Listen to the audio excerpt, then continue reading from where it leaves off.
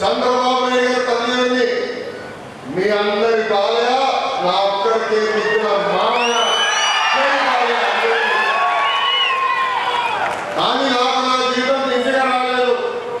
1985 తర్వాత కేవలం నియోజకవర్గం మంగళగిరిలో పోటీ చేసి 2019లో నేను ఓడిపోయాను.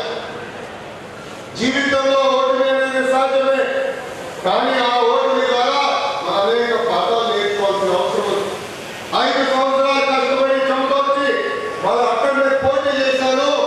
ఆంధ్ర రాష్ట్రంలో 3rd హైయెస్ట్ మెజార్టీతో నేను గెలుస్తాం జరిగింది. ఈరోజు సమాజంలో కూడా పిల్లలు చాలా సెన్సిటివ్ గా మారిపోయారు. ఒక్క ఎగ్జామ్ లో ఫెయిల్ అవుతే ఏకంగా ఆత్మహత్య చేసిన పరిస్థితులు మనం చూస్తున్నాం. అందుకే పిల్లలందరికీ నేను తెలియజేస్తున్నాను, మార్కులు తక్కువ వచ్చాయండి, జీవితంలో ఎదురుదెబ్బ వచ్చిందని అదే పడకండి. ఆ ఎదురుదెబ్బ మనం కష్టపడించాలి, ఆర్ఎన్ఎస్ఎల్ కష్టపడి అనుకున్న దాన్ని సాధించాలని ఈ సభలో కోరుతున్నాను. నేను పిల్లలు ఎప్పుడు కలిసిన పేర్లను పదానికి కొత్త అర్థం తీసుకొచ్చా. First attempt in learning, failure అనేది ఇలా ఆలోచించాలని ఇక్కడ ఉన్న పిల్లలందరూ నేను కోరుకుంటున్నా. కర్ణాటక పిల్లలు ತುಂಬ ಸ್ಮಾರ್ಟ್, ತುಂಬ ಡಿಸಿಪ್ಲಿನ್ ಇದೆ. ನಿಮ್ಮ ಫ್ಯೂಚರ್ ತುಂಬ ಬ್ರೈಟ್. ನೀವು India future dream big and achieve. Big dreams ಮಾಡ್ಕೊಳ್ಳಿ, ಅದನ್ನ ಅಚೀವ್ ಮಾಡಿ. ఈరోజు నేను కర్ణాటక వచ్చిన, ఆంధ్ర రాష్ట్రానికి వచ్చినట్టుంది. పెద్ద ఎత్తున నేను ఆంధ్రాలో జన్మించిన వారు ఉన్నారు, కానీ వలసగా కర్ణాటకకు వచ్చారు.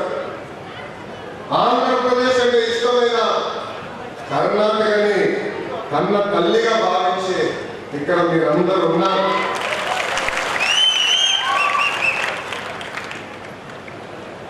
మీ అందరూ తెలుసు, 2024 ఎన్నికల ముందు కరెక్ట్ ఎన్నికలకి 6 నెలలు ఉన్న సమయంలో ఏ తప్పు లేని చంద్రబాబు నాయుడు గారిని అరెస్ట్ చేసి 53 రోజులు బంధించాడు.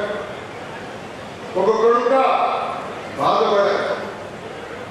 ఏ తప్పు లేని పెద్దని ఇలా జైల్లో పెడతాం అనేది చాలా బాధేసింది. కానీ మాకు మీరు అందరూ నిలబెట్టారు. సింధనూరు కానివ్వండి, రాయచూరు కానివ్వండి, అదేవిధంగా గంగావతిలో కానివ్వండి, పెద్ద ఎత్తున మీరు రోడ్డుపై వచ్చి మాకు మీరు అండగా నిలబడ్డారు. ಇವತ್ತು ಕೇಂದ್ರದಲ್ಲಿ ನರೇಂದ್ರ ಮೋದಿ ಅವರ ಒಂದು ಸರ್ಕಾರದಲ್ಲಿ ಒಂದು ಅವಕಾಶ ದೊರಕಿದೆ.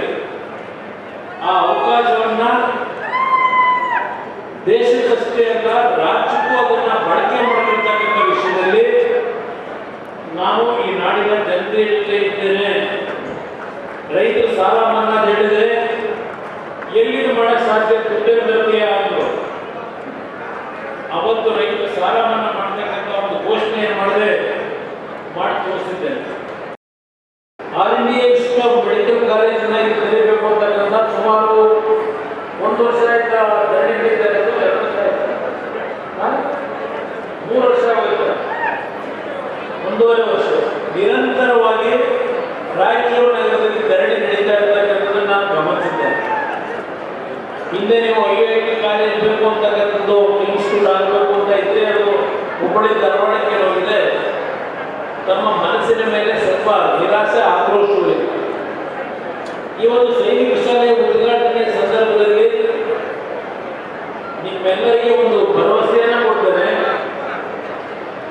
ಈ ಭಾಗದಲ್ಲಿ ಏನೋ ಒಂದು ಅಭಿವೃದ್ಧಿಯನ್ನು ನೀವು ಕಾಣಬೇಕು ಅಂತ ಇದ್ದೀರಿ. ಕೃಷಿಯನ್ನು ಹೊರತುಪಡಿಸಿ ಕೆಲವು ಕೈಗಾರಿಕೆಗಳನ್ನು ತಲುಪತಕ್ಕಂಥದ್ದಕ್ಕೆ ನಿಮ್ಮೆಲ್ಲರ ಆಸೆ ಇದೆ.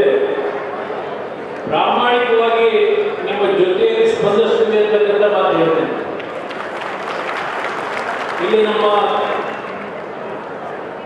ಹಂಪನಗೌಡರು ಮತ್ತು ಎಬ್ಬಿರು ನಮ್ಮ ಲೋಕಸಭಾ ಸದಸ್ಯರಿದ್ದೀರಿ.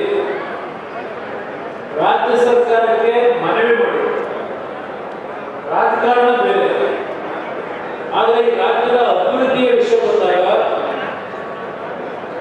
ರಾಜ್ಯದಲ್ಲಿ ನಿರುದ್ಯೋಗದ ಸಮಸ್ಯೆಗಳನ್ನ ಬಗೆಹರಿಸಲಿಕ್ಕೆ ನಾನು ಈ ರಾಜ್ಯ ಸರ್ಕಾರದ ಜೊತೆಯಲ್ಲಿದ್ದೇನೆ. ಯಾವುದೇ ಕಾರಣಕ್ಕೂ ಸಂಕುಚಿತ ಮನೋಭಾವದಲ್ಲಿ ಇರೋರೆಲ್ಲ ನನ್ನ ಆತ್ಮೀಯ ಸ್ನೇಹಿತರೆ, ಪಕ್ಷ ಬೇರೆ ಇರ್ಬೋದು. ನಮ್ಮ ಅಪ್ಪನವರು ನನಗೆ ನಾವು ಸಣ್ಣ ಹುಡುಗರು ಅವರು ದೇವೇಗೌಡರು ರಾಜಕೀಯ